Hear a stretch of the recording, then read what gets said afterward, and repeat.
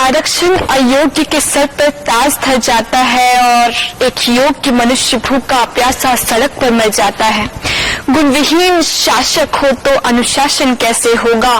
गुणविहीन शासक हो तो अनुशासन कैसे होगा? सिंगों के बेटों पर भेड़ों का शासन कैसे होगा? सिंगों के बेटों पर भेड़ों का शासन कैसे होगा? नमस्कार, मैं आकांक्षा मिश्रा श्री शंकराचार्य टेक्निकल कैंपस छत्तीसगढ़ से जातिगत आरक्षण के विषय में अपना मत रखना चाहूंगी। शोषित, पतित, दलित के उत्थान हेतु 1932 में गांधी जी और डॉक्टर भीमराव अंबेडकर जी के बीच हुई संधि के परिणाम स्वरूप आरक्षण अस्तित्व में आया, जो दलितों को ब्राह्मणवाद के मजबूत चंगुल से आजाद कराने, उन्हें उनका अस्तित्व दिलाने के लिए एक सराहनीय प्रयास था। परंतु ये प्रश्न मैं सभा के समक्ष रखना चाहूंगी, क्या गरीब सिर्फ दलित है, सामान्य वर्ग नहीं? क्या पेट सिर्फ दलितों का है, सामान्य वर्ग का नहीं?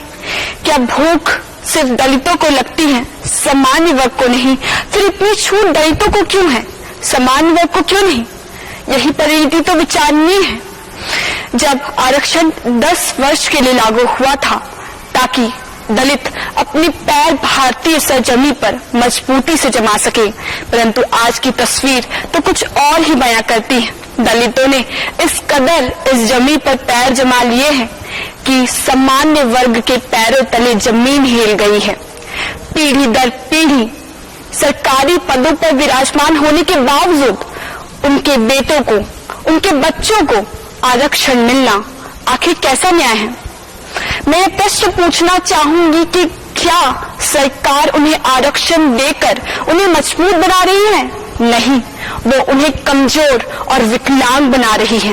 ये तो वही बात हुई कि जब आपको उन्हें चलना सिखाना था तब आपने उनके हाथों में बैसाखी पकड़ा दी, तो वो चलना कैसे सीख पाएंगे?